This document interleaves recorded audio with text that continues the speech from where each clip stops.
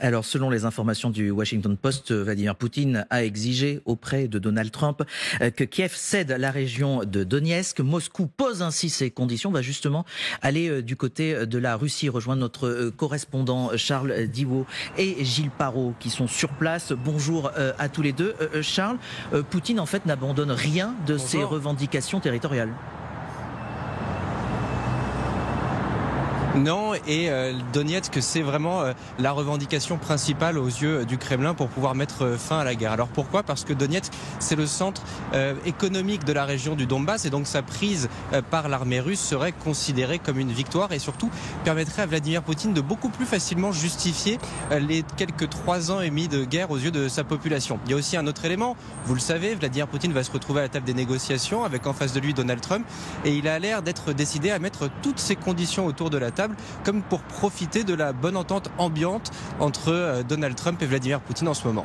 Et justement, Charles, est-ce qu'en ce moment, à Moscou, là où vous êtes, on se frotte les mains, j'allais dire, d'avoir récupéré le soutien de Donald Trump ? Oui, c'est en tout cas ce qu'on comprend quand on lit entre les lignes des déclarations de Dmitri Peskov, porte-parole du Kremlin, qui encore aujourd'hui parlait d'excellentes relations entre les États-Unis et la Russie. Il y a aussi un point, c'est que les médias russes ici, ils ont souligné le changement de ton de Donald Trump à l'encontre de la Russie depuis le coup de téléphone qu'il a eu avec Vladimir Poutine. Il était avant assez menaçant à l'encontre de la Russie, estimant que pourquoi pas, il faudrait livrer des missiles Tomahawk. Depuis le coup de téléphone, il n'en est plus rien. Et d'ailleurs, Donald Trump qui se permet même de reprendre les arguments du Kremlin lorsqu'il justifie le fait de ne pas vouloir livrer pour l'instant de missiles, estimant que cela entraînerait une escalade du conflit. Ce sont exactement les mots qu'a eu Vladimir Poutine à Donald Trump pour tenter de le convaincre de ne pas livrer ses missiles. Merci beaucoup Charles Diwo et Gilles Parot, envoyés spéciaux TF1 LCI à Moscou. Merci à tous les deux. Général, Poutine, ça y est, a convaincu Donald Trump ? Écoutez, honnêtement, moi je me demande vraiment par quelle partie du corps Poutine tient à Trump, mais on peut quand même se poser un certain nombre de questions. Rappelez-vous, à Encourage, pour la première fois, ça ne se fait jamais, on a les deux présidents qui sont dans la même voiture, que ça ne se fait jamais, et je pense que là, Poutine lui a rappelé un certain nombre de choses, et là je pense que ça se fait, c'est la même chose. Moi je suis surpris, aurait-on imaginé Roosevelt téléphoner à Hitler en disant qu'est-ce qu'on fait au fond pour la Grande-Bretagne et la France avant de recevoir Churchill et De Gaulle ? On est dans une situation qui est tout à fait étonnante. Certes, il y a une inconstance américaine qui est tout à fait frappante, mais au fond, la constante, c'est qu'il écoute quand même beaucoup plus Poutine et que de temps en temps, il y a des petits retours vers le soutien de l'Ukraine. Ça vous surprend, Sébastien Abyss ? Non, je partage complètement. C'est vrai que dans l'inconstance verbale de Donald Trump sur ce conflit, il y a une proximité avec le Kremlin qui est quand même interpellante. Peut-être qu'il y aura à regarder l'agenda des prochains jours parce que Donald Trump doit faire une grande tournée en Asie. Il y a le sommet de l'ASEAN, il doit aller en Corée du Sud.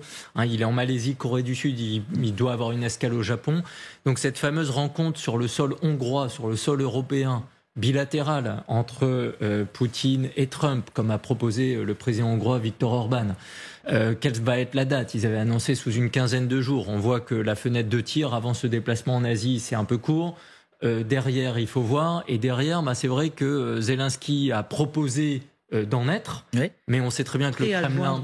Trump et Poutine à Budapest, s'il reçoit une invitation en ce sens. Oui, mais on sait que jusqu'à présent, du côté du Kremlin et de Poutine, il est hors de question de s'asseoir avec Zelensky à table, a priori, puisque depuis le départ, c'est un peu aussi une des questions qui est posée.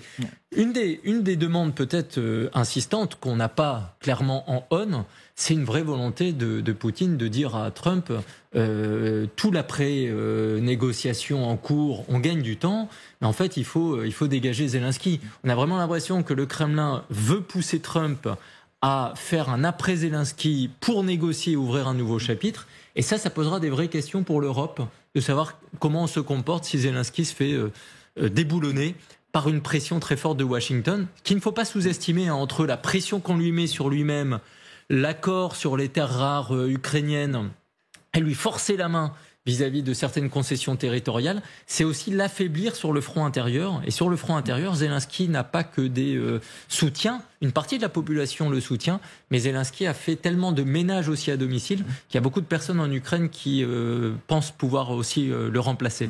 On avait diffusé la fin de semaine dernière des images de Volodymyr Zelensky et du président Trump à la Maison-Blanche. On avait vu ces questions, cette conférence de presse, ces journalistes qui se trouvaient au dos au président Zelensky. Et là, on apprend via le FT, via la presse, le Financial Times, que ça serait très mal passé, que même Trump, à un moment donné, dans la discussion, lorsqu'ils étaient ensemble, aurait jeté des cartes, etc. Claire, finalement, c'est assez chaotique toujours entre les deux. Oui, là on en est à la 6e rencontre en face à face entre le président ukrainien et le président américain. Et a priori, ce serait aussi mal passé qu'en février, sauf que cette fois, heureusement, il n'y avait pas de caméra.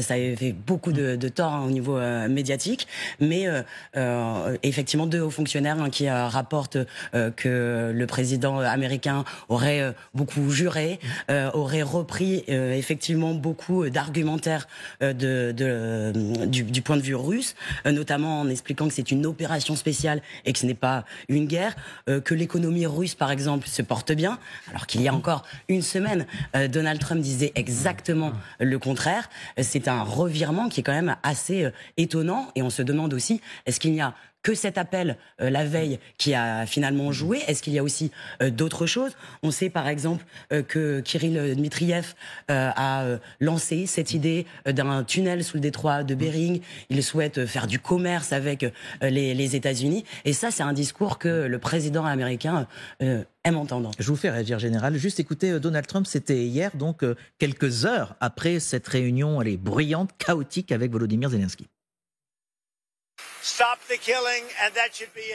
Arrêtez-vous immédiatement la ligne de front. Je l'ai dit au président Zelensky, je l'ai dit au président Poutine. Merci beaucoup à tous. Voilà Donald Trump, général, sur cette réunion dont en fait on ne soupçonnait pas grand-chose quand on a vu ces images qui étaient en direct, et là on apprend que en fait ça s'est plus que mal passé. Et c'est tout à fait surprenant. En plus, cette visite avait été organisée pour que ça se passe bien. Sinon, les Américains ne l'auraient pas fait organiser. Ouais. Et donc, il y a eu un revirement. Donc, quelque part, il y a quand même un secret qu'on n'a pas bien compris. Quand on écoute Trump dire ça, alors qu'il y a 15 jours ou 10 jours, il disait, l'Ukraine va reconquérir le Donbass, il ira peut-être jusqu'à la Crimée, parce qu'il le dit comme ça, on se demande ce qui s'est passé entre les deux. Moi, je crois qu'il y a quelque chose qui est clair, c'est que Trump a choisi son camp. Son camp, c'est le camp de l'Amérique, et c'est le camp du business. Ensuite, l'Ukraine, c'est un caillou dans la chaussure, et il cherche le moyen de secouer sa chaussure pour que ça s'en aille. Mais je crois qu'il n'a aucun intérêt pour l'Ukraine en elle-même, et je dirais qu'il n'a pas d'intérêt pour l'Europe. Et ça, on doit le comprendre quand même. C'est pour ça que le président Macron a bien raison de relancer la coalition des volontaires. Il faut enfin apprendre à quitter cette vassalité qui nous amène à manger des couleuvres et à aller nous allonger sur les golfs écossais devant M. Trump. Sébastien Abyss, là, le duo Trump-Zelensky, dans les mois qui viennent, dans les semaines, on va dire dans les jours, puisqu'il va y avoir ce sommet de Budapest en Hongrie, vous le qualifieriez comment ? C'est un duo qui fonctionne très mal. Avant son retour au pouvoir, Donald Trump était, avec son camp, déjà très très critique sur Zelensky et ce conflit. Depuis janvier 2025, on est bientôt à 10 mois de présidence Trump 2, et on voit que les rencontres avec Zelensky, finalement, celle qui s'est passée le mieux, c'était celle non prévue sous la coupole du Vatican. On a eu à nouveau là, visiblement, des désaccords sur le fond, sur la forme. C'est presque étonnant même qu'on sache que ça se soit mal passé, alors qu'on avait tout fait pour cacher un peu les discussions à dessein.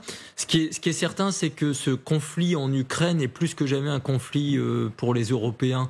Le général l'évoquait, et Trump n'a eu de cesse de faire et de dire depuis des mois que tant pour la sécurité de l'Ukraine que pour l'Europe, les États-Unis voulaient se désengager progressivement et qu'ils avaient d'autres choses à faire. Encore une fois, il y a l'Asie qui compte beaucoup vu de Washington pour des questions de business, il y a la Russie qu'il ne faut pas lâcher, il y a le Proche-Orient sur lequel le président Trump s'est beaucoup investi ces derniers temps, et on voit que sur le dossier ukrainien, il n'arrive pas à progresser et marquer des points. Et comme il est très brutal, volatile et un peu rancunier, il risque de rester sur les positions que lui impose le Kremlin. Alors, vous avez vu peut-être passer en bas de votre écran cette dernière information, c'est Moscou qui l'annonce que Lavrov et Rubio ont discuté au téléphone des modalités vraisemblablement de cette future rencontre claire qui va se passer, qui se déroulerait en Hongrie, à Budapest. C'est un nouveau pas, un nouveau signal vers la concrétisation de ce sommet? Oui, c'est ce qui était annoncé. Normalement, ils devaient s'appeler, peut-être même se rencontrer en amont cette semaine pour préparer cette réunion. Et il se pourrait que la semaine prochaine, peut-être un peu plus tard, il y ait cette rencontre donc à Budapest. Budapest, lieu qui peut quand même étonner. C'est sur le sol européen. C'est comme si c'était un pied de nez à la coalition des volontaires. C'est une réunion qui va diviser de nombreux dirigeants européens qui ne souhaitait pas voir le président russe sur le sol. On le rappelle quand même qu'il y a un mandat d'arrêt contre lui.